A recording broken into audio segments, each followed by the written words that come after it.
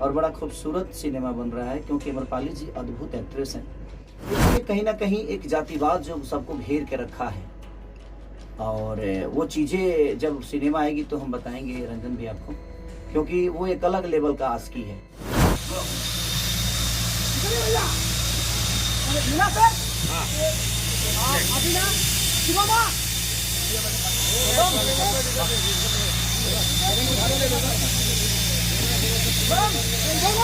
नमस्कार, today Bihar news देख रहे हैं आप। मैं हूं आपके साथ प्रकाश सिंह। भोजपुरी सिने अभिनेता खेसारी लाल यादव, अभिनेत्री आम्रपाली दुबे इन दिनों उत्तर प्रदेश के प्रयागराज में अपनी फिल्म आशिकी की शूटिंग कर रहे हैं। शूटिंग सेट पर ही खेसारी लाल यादव ने मीडिया कर्मियों से बातचीत की है। इंटरव्यू के दौरान खेसारी लाल यादव ने कई बड़े राज खोले हैं। साथ ही इस फिल्म से जुड़ी हुई किस्से भी खेसारी लाल यादव ने दर्शकों से साझा किया है।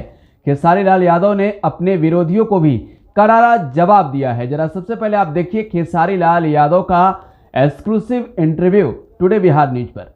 चैनल के देखने वाले जितने भी श्रोता हैं सबको पैर छू के प्रणाम कर रहा हूँ। बहुत पहले सिनेमा हो गया होता है। मुझे लगता है कि राजा बाबू सिनेमा जो बनी थी उसका हीरो पहले मैं ही था, लेकिन टाइमिंग उनकी मिली नहीं, उनका डेट हुआ नहीं। तब तक मेरी डेट कहीं लड़ गई तो मैं कहीं ना कहीं मैं बोला कि सर आप आगे कर लीजिएगा, तो उस सिनेमा का हिस्सा में नहीं बनाने, तो शायद मुझे लगता है कि बहुत पहले ही अम्रपाली जी का और मेरा जोड़ी आया होता। लेकिन फिर उसके बाद सुजनी बनी नहीं हम दोनों की। तो ये होता है ना कि समय से पहले भाग्य से ज़्यादा किसी को कुछ नहीं मिलता है। तो शायद अभी ही समय था आस्की के लिए, और वो समय मिला अम्रपाली जी का, और चीज़ें हो रही हैं और बड़ा खूबसूरत सिनेमा बन रहा है क्योंकि अम्रपाली जी अद्भुत एक्ट्रेस हैं। और इनके साथ काम करने का एक सबसे बड़ा मज़ा ये है कि वन टेक चीज़ें होती है और बड़ा मज़ा आता है। और जब कोई परफॉर्मर आपके सामने होता है ना, तो खुद को इंसान 100% नहीं 110% देने की कोशिश करता है। तो सामने वाला जब 100 कर रहा है ना, तो कोशिश करता है आदमी 110% हम करें, तो वो मज़ा आता है। तो कुछ करने की इच्छा होती है और फिर वो चीज़ें बड़ी होने लगती है। हमारा डायरेक्टर अगर इतना सोचा है तो हम उसको अपने परफॉर्म से इतना बड़ा कर देते हैं चीज़ों को, तो वो बड़ा बेहतर होता है। तो अगर समझदार एक्टर आपके सामने खड़ा है तो ऑब्वियसली चीज़ें अच्छी होगी। पहले आपके साथ काजल राघवानी की चर्चा थी आस्की के लिए, लेकिन अभी नहीं ऐसा तो कुछ नहीं था, कोई साइन ही नहीं हुआ था। सब चीज़ें अपने लेवल पे थी क्योंकि हमारी कहानी फाइनल नहीं हुई थी। और चीज़ें था तो शायद उनका भी कहीं सिनेमा था, उनका भी डेट का पंगा था, और मेरा डेट इधर था उनका, और उनके पास डेट शायद नहीं था।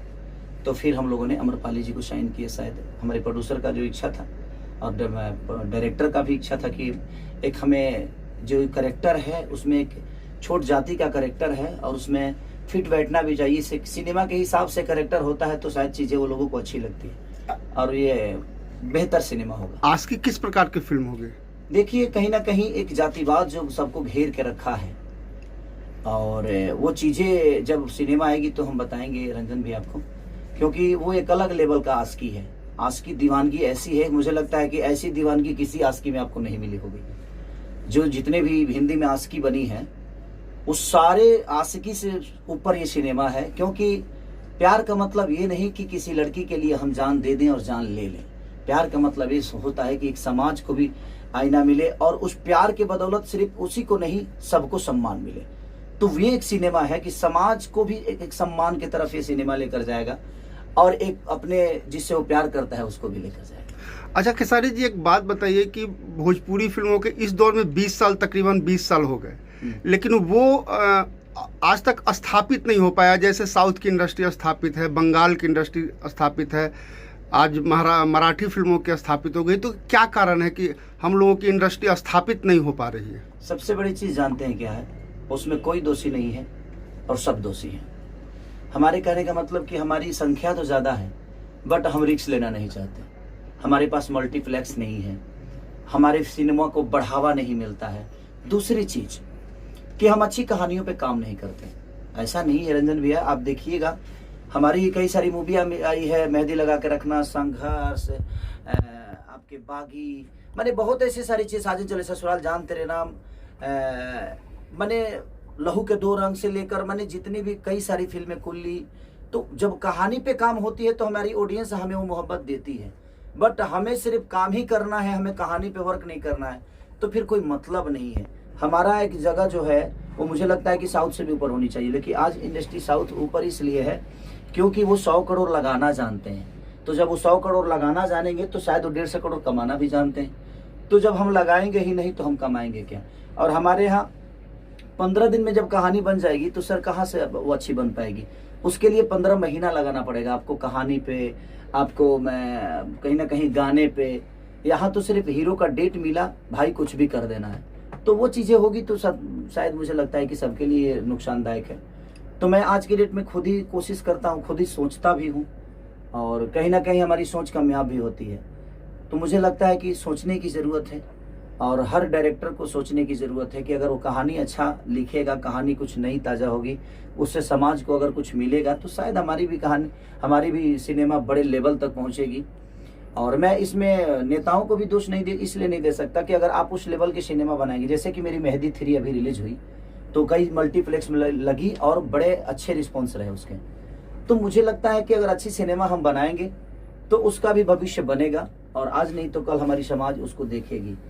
तो कहीं ना कहीं फैक्टर हर आदमी है, उसमें मैं भी फैक्टर हूँ, डायरेक्टर भी फैक्टर है, प्रोड्यूसर भी फैक्टर है, डिस्ट्रीब्यूटर भी फैक्टर है, और सरकार भी फैक्टर है।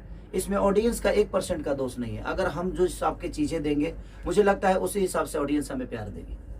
अच्छा, पहले भोजपुरी फिल्मों का सबसे बड़ा मार्केट बिहार है, उसके बाद उत्तर प्रदेश है। तो पहले शूटिंग होती थी मुंबई में, फिर गुजरात में, अब ज़्यादातर शूटिंग हो रही है यूपी में। बिहार में क्यों नहीं हो रही है? देखिए, बिहार में नहीं होने के कारण व्यवस्था वो बिहार में नहीं मिल पा रहा है। और सब्सिडी, मान के चलिए कि जो लोग हैं कि कुछ सब्सिडी से सरकार का हेल्प मिल जाता है, तो उनका शूटिंग का खर्चा, जो होटल का खर्चा, जो वहाँ पे बिल पे कर रहे हैं, आज यहाँ खाने का खर्चा, होटल का खर्चा, गाड़ी का खर्चा, तेल का खर्चा, क्रेन का खर्चा, मैंने जो चीज़ें खर्चा होता है, तो कहीं ना कहीं सरकार उसको हेल्प कर देता है। तो सब्सिडी का जो जरिया है यूपी सरकार का, वो काबिलियत तारीफ है, और इसके लिए मैं धन्यवाद देना चाहता हूँ इस सरकार को, जिन्होंने सब्सिडी का दौर चलाया। और हर आदमी आज सब कहीं ना कहीं, कुछ जो फिल्में टूटती थी, जो प्रोड्यूसर बर्बाद हो जाते थे, तो कहीं ना कहीं सब्सिडी के आसरा से लोगों को बचे ना बचे, लेकिन वो बर्बाद नहीं हो पाते हैं, तो फिर आगे हिम्मत करके वो चीज़ें बनाते हैं। अगर बिहार में भी सब्सिडी का अगर दौर चल गया तो शायद मुझे लगता है कि बिहार में भी सारे लोग शूट करेंगे। अगर वो व्यवस्था उस टाइप की हो गई तो शायद क्यों नहीं बिहार में शूटिंग होगी। सर, आपके पास एक आरोप लग रहा है, कुछ लोग सोशल मीडिया पे कह रहे हैं कि आप जिन बच्चों को गोद लिए हैं उनकी फीस नहीं दी जा रही है। तो इस पे पढ़ना भैया ने ऑलरेडी लाइव किया है, अखिलेश जी ने भी किया है, तो आपकी तरफ से क्या मैसेज है? देखिए, मैं कितनों को गोद लिया हूँ और कितनों को क्या जाता है नहीं जाता है, ये मुझे पता है, और मेरा ज़मीर जानता है। मुझे किसी को सफाई देने की ज़रूरत ही नहीं है कि कौन मेरे पीछे क्या गेम कर रहा है, नहीं कर रहा है। आज मैं जो पहल स्टार्ट किया, आज हर आदमी पहल कर रहा है ना, गरीबों को खाना देना, कपड़ा देना, घर देना, या गरीबों को गोद लेना। इससे खेसारी से पहले तो किसी स्टार ने नहीं की थी। जी बिल्कुल सही बात है।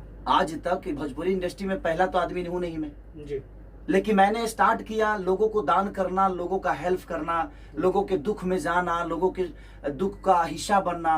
तो आज सब लोग उस दुख का हिस्सा बन रहे हैं, तो मेरी तो जीत है ना। जी। अब लोगों को लगता है कि क्या है क्या नहीं, तो वहाँ वो स्कूल जानता है कि मैं क्या देता हूँ, और वो मास्टर जानता है।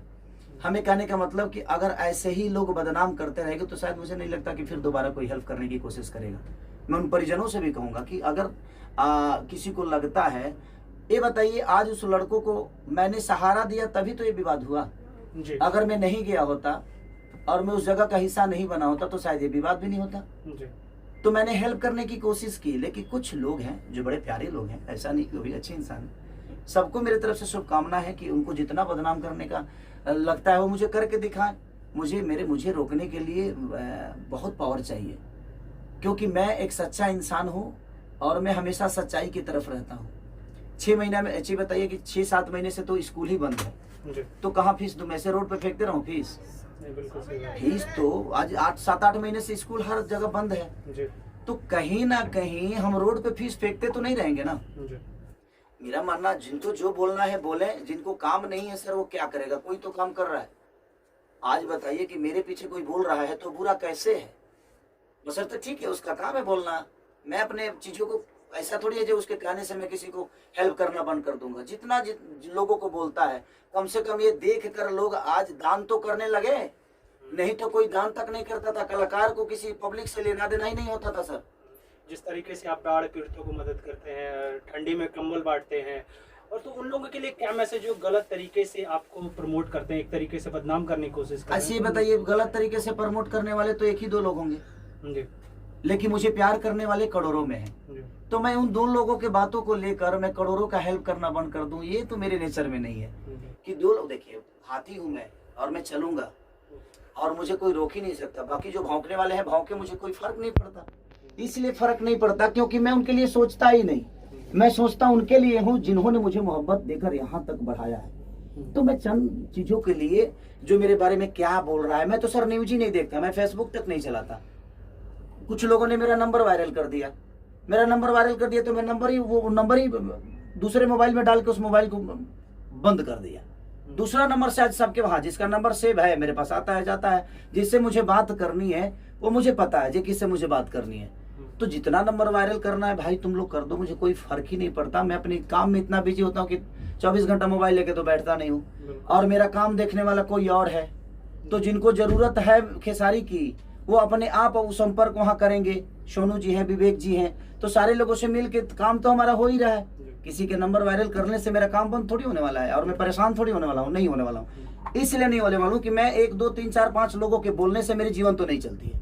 मुझे मोहब्बत देने वाले करोड़ों में है, 5 लोग भौंकने वाले हैं, तो उससे क्या फर्क पड़ता है? भौंकने दीजिए, कौन मेरे बारे में क्या बोलता है मुझे फर्क ही नहीं पड़ता।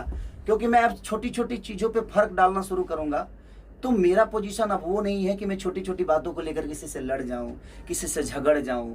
और मैं हेल्प जो करने वाली चीजें हैं, मैं किसी को क्या देता हूं नहीं देता हूं, ये मेरा ज़मीर जानता है, और मैं जानता हूं, मेरे अपने जो लोग हैं वो जानते हैं। और इनके कहने से, किसी के कहने से मेरे ज़मीर को कोई असर नहीं पड़ने वाला है। जितना बदनाम करना है कोई कर दे।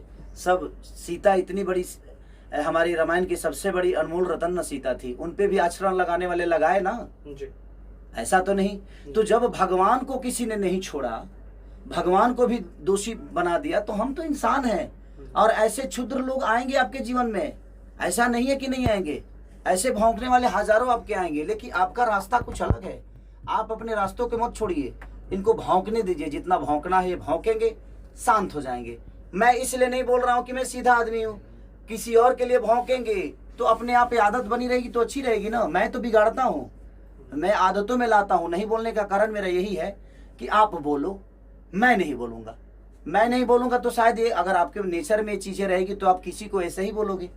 तो हर आदमी खेसारी तो नहीं है, तो फिर आपका अपना खुद ही समझ में आ जाएगा कि आप किस लेवल के हो और क्या हो। तो चंद लोगों की बातों के लिए मुझे प्रेशर नहीं रहता है। मैं बड़ा मस्त मौला आदमी हूँ। हमारा जो जीवन बना, हम विवादे में रही ले भाई, हम विवादे में रही ले। रीजन ये बाजी, जब आप अच्छा करिएगा भाई तो आपको झेलना पड़ेगा, ये दिमाग में रख लीजिए। आप जब अच्छा करिएगा, पत्थर साधुओं पे चलता है सर, क्रिमिनल पे किसी की औकात नहीं है पत्थर चलाने की। तो विरोधियों को करारा जवाब दिया है खेसारी लाल यादव ने। वो बताया है किस तरीके से आम्रपाली दुबे के साथ इस फिल्म में आशिकी कर रहे हैं खेसारी लाल यादव। आपको बता दें कि खेसारी और आम्रपाली की जोड़ी पहली बार फिल्म में दर्शकों को देखने को मिलेगा। फिलहाल इन दिनों उत्तर प्रदेश के प्रयागराज में इस फिल्म की शूटिंग हो रही है। आप टुडे बिहार न्यूज के साथ बने रहें, लगातार यहां खबरों का सिलसिला जारी है। धन्यवाद।